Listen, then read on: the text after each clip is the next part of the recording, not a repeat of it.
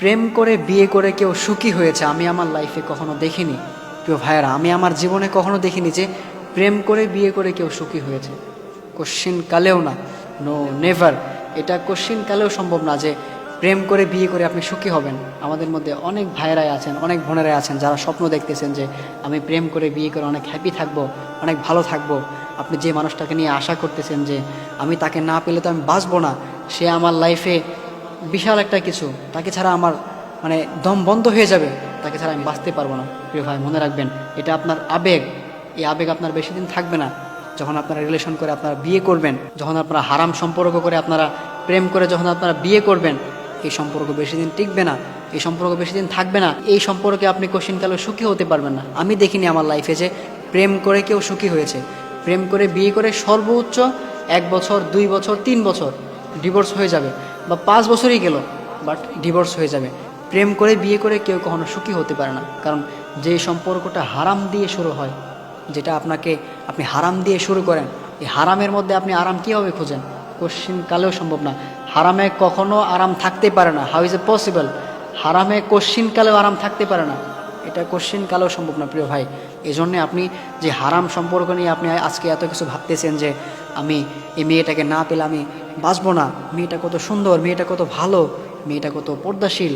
হ্যাঁ, আপনার ভালো লাগতেই পারে। আপনি ভালো লাগলে আপনি তাকে সরাসরি প্রস্তাব দেন, আপনি আপনার বাসায় কথা বলেন, আপনি আপনার বাসায় কথা বলেন, আপনার ফ্যামিলিগতভাবে আপনারা বিয়ে করে নেন।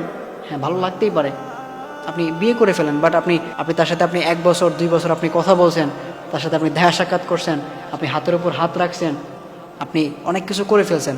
মনে রাখবেন, হারামে কোশ্চিনকালেও আরাম থাকতে পারে না। আপনি যে সম্পর্কটা হারাম দিয়ে শুরু করছেন, এটাতে আপনি কোশ্চিনকালেও আপনি শান্তি খুঁজে পাবেন না, আপনি এটাতে কোশ্চিনকালেও আরাম খুঁজে পাবেন না। এই বিষয়ে আল্লাহ তাআলা কোরআনে জানিয়ে দিয়েছেন, ওয়ালা তাকরাবুজ জিনা ইন্নাহু কানা ফাহিশা ওয়া সাআ সাবিলা। তোমরা জিনার দ্বারে কাছেও যেও না, তোমরা অশ্লীল কাজের দ্বারে কাছেও যেও না। এই জন্য প্রিয় ভাইয়েরা আমার, আপনি যে এই যে হারাম কাজ করতেছেন, আপনার কিন্তু এই যে আপনি একটা মেয়ের হাত ধরতেছেন, এটা কিন্তু আপনার হাতের জিনা হচ্ছে, আপনার হাতের গুনাহ হচ্ছে। আপনি যে একটা মেয়ের সাথে কথা বলতেছেন, বিয়ের আগে আপনি হারাম সম্পর্ক করতেছেন, তার চোখে আপনি চোখ রাখতেছেন, এটা কিন্তু আপনার গুনাহ হচ্ছে, আপনার চোখের গুনাহ হচ্ছে, আপনার চোখের জিনা হচ্ছে। তারপর আপনার অন্তর দিয়ে আপনি যে মেয়েটাকে নিয়ে আপনি একটা চিন্তা ভাবনা করতেছেন, এটা কিন্তু আপনার মনের জিনা হচ্ছে। জিনা শুধু আপনার যে ফিজিক্যাল সম্পর্ক করলে আপনার জিনা হবে তা না। জিনা আপনার চোখের জিনা, আপনার মনের জিনা, আপনার হাতের জিনা, আপনার অন্তরের জিনা। এই জন্য অবশ্যই আপনি যেখানে হারাম দিয়ে শুরু করতেছেন, এখানে কোশ্চিনকাল আরাম থাকতে পারে না।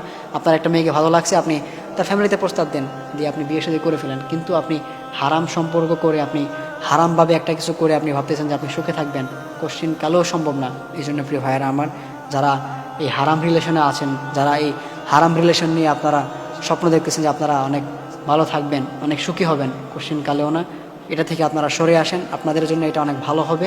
যারা এই হারাম সম্পর্কের সাথে জড়িত আছেন, আপনারা আজকে থেকে এটা থেকে সরে আসেন, না হলে কিন্তু আপনি আপনার লাইফে মারাত্মক বিপদে পড়ে যাবেন। আপনি আপনার লাইফে কিন্তু কোশ্চিনকালে সুখী হতে পারবেন না।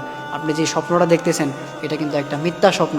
এই স্বপ্ন আপনার কোশ্চিনকালেও এটা আপনার বাস্তব হবে না।